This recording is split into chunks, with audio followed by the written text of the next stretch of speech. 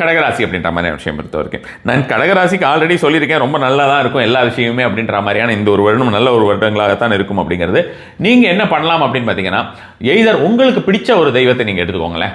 அதாவது பார்த்தீங்கன்னா வாராகி எடுத்துக்கலாம், பகலாமுகி வழிபாடு பெருமளவில் இங்கே சவுத்தில் இல்லை. ஸோ நீங்கள் வந்து வாராகின்னு எடுத்துக்கோங்க.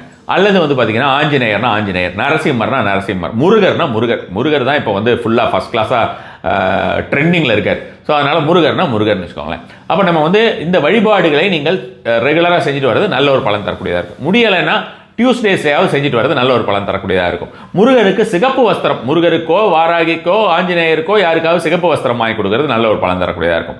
ஆஞ்சநேயருக்கு வெற்றிலை மாலை போடுவது நல்ல ஒரு பலன் தரக்கூடியதாக இருக்கும். இது எல்லாமே உங்களுக்கு அதிகப்படியான ஒரு பலன் தரக்கூடியதாக இருக்கும்.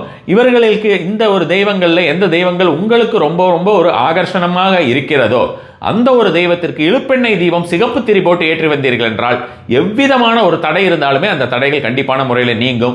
பணம் அப்படிங்கிறது உங்களுக்கு எந்த இடத்துலையும் எந்தாவது ஓடி வரும் அப்படின்ற மாதிரியான விஷயம் சொல்லலாம். நான் பணம்னு சொல்கிறேன், நான் முதல்லயே ஆரம்பத்தில் சொல்லியிருக்கேன், உங்களுக்கு இது செல்வ வளங்கள் அப்படிங்கிற மாதிரியான விஷயங்கள், சுப விஷயங்கள் அப்படிங்கிறது எல்லா விதத்திலையும் நடக்கிறதுக்கும் தடைகள் நீங்குவதற்குமான ஒரு பதிவு தான் இந்த பதிவு. அதை ஞாபகத்தில் வைத்துக் கொள்ளுங்கள் கடகராசினரை பொறுத்த வரைக்கும்.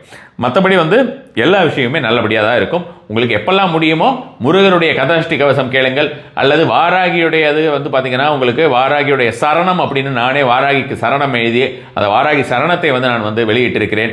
அது வந்து 1 வருஷத்துக்கு மேலேயே ஆச்சு. அந்த வாராகி சரணம் கேட்டு வரலாம். ரொம்ப பீஜங்கள் அடைந்த வாராகி சரணம் அதை கேட்டு வரலாம். அல்லது வந்து ஆஞ்சநேயரை பொறுத்த வரைக்கும் பார்த்தீங்கன்னா சுந்தரகாண்டம் படிக்கலாம், அல்லது வந்து பார்த்தீங்கன்னா சுந்தரகாண்டம் கேட்டு வரலாம், அல்லது ஹனுமன் சாலிசா படிக்கலாம். அதுவே அற்புதமான ஒரு பலன் தரக்கூடியதாக இருக்கும். நரசிம்மர் வழிபாடு செய்யணும்னு நினைக்கக்கூடிய கடகராசிக்காரர்களை பொறுத்த வரைக்கும் நரசிம்மர் வழிபாடு செய்தீர்கள் என்றால் நரசிம்மருக்கு வந்து மந்திரராஜபத ஸ்தோத்திரம் கேட்டு வாருங்க. அல்லது வந்து பார்த்தீங்கன்னா நரசிம்மருடைய ஓம் நாரசிம்மாய நமக என்ற நரசிம்மர் மந்திரத்தினை சொல்லி வந்தாலுமே நல்ல ஒரு பலன் தரக்கூடியதாக இருக்கும்.